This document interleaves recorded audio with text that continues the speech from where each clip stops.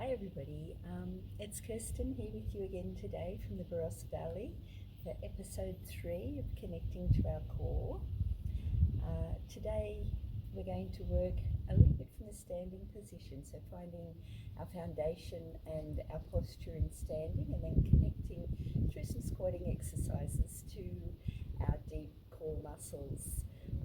So if you haven't watched the introduction to Connecting to Your Core with me, or episode 2 where we did a little bit of supine work, I really recommend those, because I can't recommend going back to the beginning often enough when we're trying to connect to our core muscles, because they just take a lot of thought and a lot of effort to really get that mind connecting down into the muscles. So there's nothing like going back to the beginner mind and trying out. I can't tell you how many times I've done this through the years and how valuable it's been. So I really do recommend you going back to the initial videos before you join in with this standing one. But if you feel like you've got a general stability through your ankles and a little bit of core strength, then maybe coming, again, these are easy, but to really connect to the core and do them properly, it is actually a lot more difficult than you might think. So we'll start off with our posture today. So if you're familiar with the yoga term, Samastitihi, that's where we're going to start. So Samastitihi is equal balance, or the Western version for that might just be good posture. So you start off finding equal balance through each foot, through the balls of the feet and the heels. And it's really important then to ground down through the ball of the foot under the big toe, okay? Because this grounding, you find that equal weighting through the triangle on your foot, the heel, and under the big toe, under the little toe across the ball there. But then you push through the ball of the foot under the big toe, and you can feel that corresponding lift through the inner thigh, which helps give that perineal lift, which we've been talking about over the last couple of days.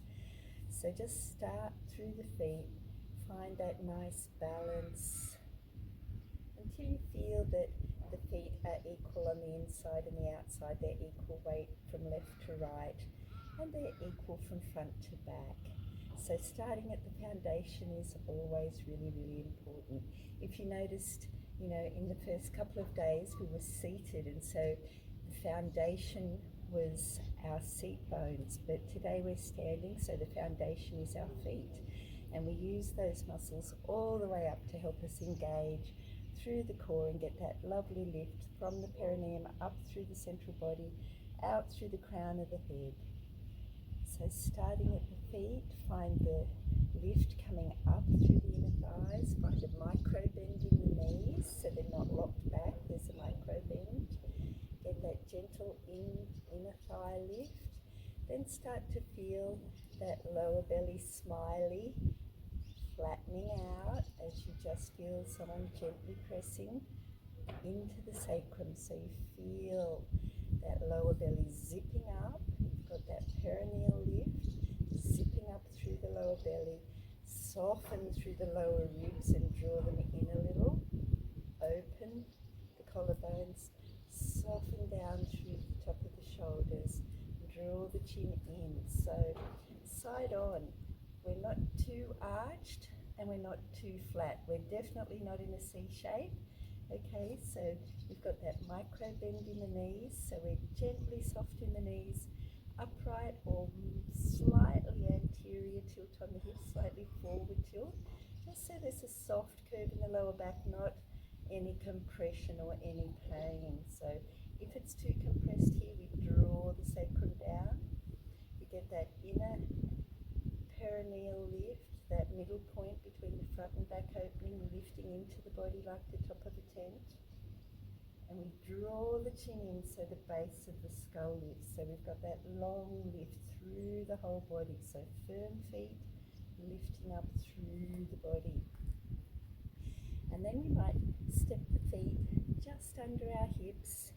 Now, depending on your knees and your hips and how you feel, you might just come a little way with us for the first bit, but if you feel very safe in your knees, you can always take the feet a little bit wider and turn the toes out to make that movement all the way down a little bit easier. Or you might come back, feet are parallel, and we come down and we reach forward. Maybe the heels lift off. Eventually we'd like the heels to stay down. I've worn high heels for 30 odd years, so my heels still lift off.